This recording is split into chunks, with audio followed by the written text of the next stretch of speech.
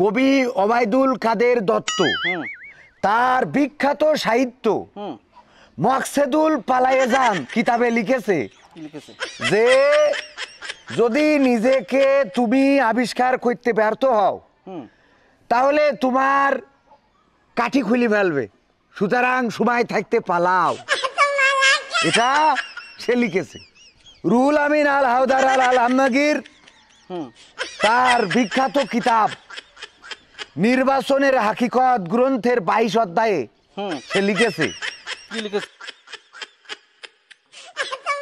লোকে বলে ওহ বলে রে ঘর বাড়ি ভালা নাই আমার, লোকে বলে ওহ বলে রে ঘর বাড়ি ভালা নাই আমার, কি ঘর বানাইমু আমি শূন্যের মাজার, লোকে বলে ওহ বলে রে ঘর বাড়ি ভালা নাই আমার, লোকে বলে ওহ বলে রে ঘর বাড়ি ভালা নাই আমার। লোকে ঠিকই বলে, এইটা কথাটা ঠিকই বলে, কারণ তোমার তো ঘর বাড়ি তো ভালো না বেশি।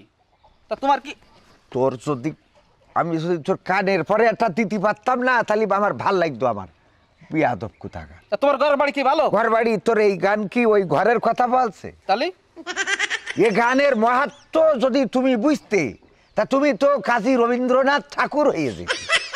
এটা বুঝার জন্য জ্ঞান থাকা লাগে। এইটা বুঝেছে বিজ্ঞানী নরেন্দ্রনাথ ঠাকুর। হ্যাঁ তারা বুঝেছে। ওই কথাই তুমি কবা, কারণ তুমি ওই একজনের নামই জানো, ওই ছাড়া তো তুমি আর কারোর নাম জানো না। এত কথা ক্ষতি হয়। এখন সবচেয়ে বড় বিজ্ঞানী ছিল এই সমাজে মাইকেল মধুসূদন দত্ত। না ঠিক আছে, কথা ঠিক আছে, ঠিক আছে, হ্যাঁ কথা ঠিক আছে। এখন ওই চাচা, আমি তো অনেকদিন থেকে একটা চিন্তা করতেছি। তোর চিন্তা করা লাগবে না, আমার একটা কথা কর। আমার এই যে ঘর বাড়ি ভালো না এটা ঠিক আছে, তা তোকে তো ঘর বাড়ি ভালো, তা তুই বিয়ে করছিস না, মানে ঘটনাটা কি? না বিয়ে তো আমি করতে চাচ্ছি, বিয়ে করবো না কেন? তা তোর বয়স তো, তুই তো পাইকে পুরো মানে পুরো ঝুনো হয়ে গেছিস, তা বিয়ে করার কোনো ভাব সাব নেই, দেখি নে কে ঘটনা কি? এখন ওই চিন্তা করিলাম যে বিয়ে শাদী করবো, ঠিক আছে করবো। তা মাইয়েও বাড়িতে দেখতেছে, দেখতেছ, কিন্তু সমস্যা হচ্ছে মেলা দিন পরে একটা মাইয়ে পছন্দ হইলো। আমিও শুনলাম, এই জন্যই তোর কাছে জিজ্ঞেস করলাম। শুনলাম যে তোর বিয়ে নাকি হয়ে যাচ্ছে, আংটি মাংটি পরাইতে যাবি, এরম কি শুনলাম। এখন ওই আংটি নাই কি সোনারটা না তোর তো সিটারি বাটপারি অভ্যাস? না না শোনার তা এখন না আবার সিটি গোল্ডেন? না না সিটি গোল্ডেন না। আচ্ছা। এখন ওই মাইয়ে পছন্দ হয়েছে, তা আংটি পরাই দেয়, পরাই দেয়। সমস্যা আছে তো, আবার সমস্যা? মানে যে মাইয়েটা পছন্দ হয়েছে আচ্ছা, ওই মাইয়েটা শুনলাম না কি মেলা কয় জায়গায় প্রেম প্রীতি আছে, এই জন্য মাইয়ে আর বিয়ে করবো না। আরে বাহ। একটা মাইয়ে পছন্দ করবো, এরকম মাইয়ে হতে হবে যে সে ফরেজগার হবে, মা বাপের খেদমত করবে, এরকম একটা মাইয়ে। কিন্তু ওই যা পছন্দ করেছি ও চলবে না, আমার মতো ভালো হতে হবে। তো তোর মতোই তো ভালো দেখছি। তোর তো দেখলাম সেদিন ওই যে গার্লস স্কুলের সামনে দুটো সাংলাই নিয়ে যাচ্ছিলি, দেখলাম কবে সব ডানি একটা ভাই একটা গল্প করতেছি, দেখলাম খুব রোমান্টিক রোমান্টিক, মানে খুব হাসি একটা ভাব মেশা নিয়ে যাচ্ছিলি।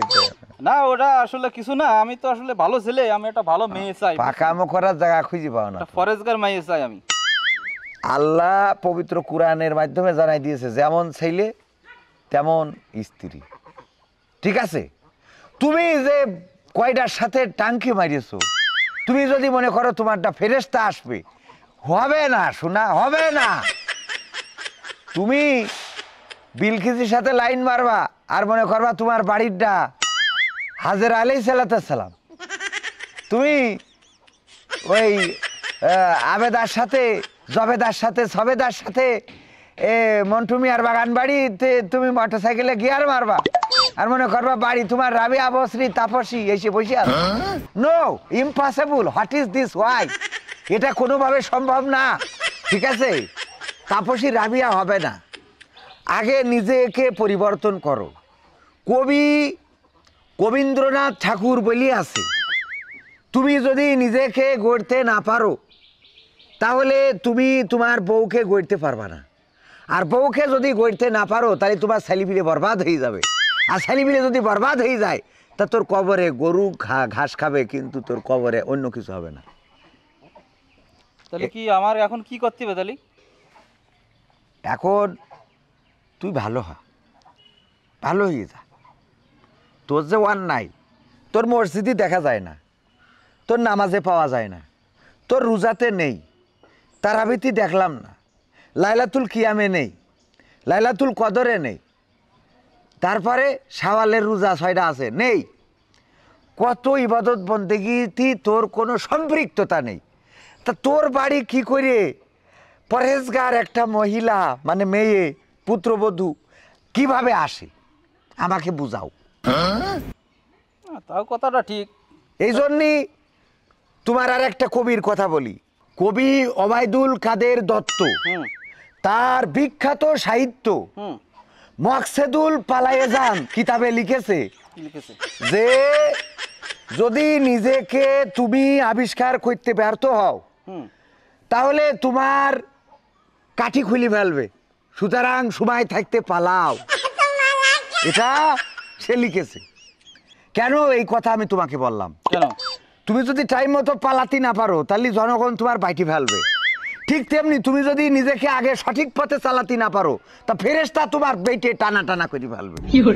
ও সুতরাং তুমি টান টাইনি হওয়ার আগে সোজা হয়ে যাও।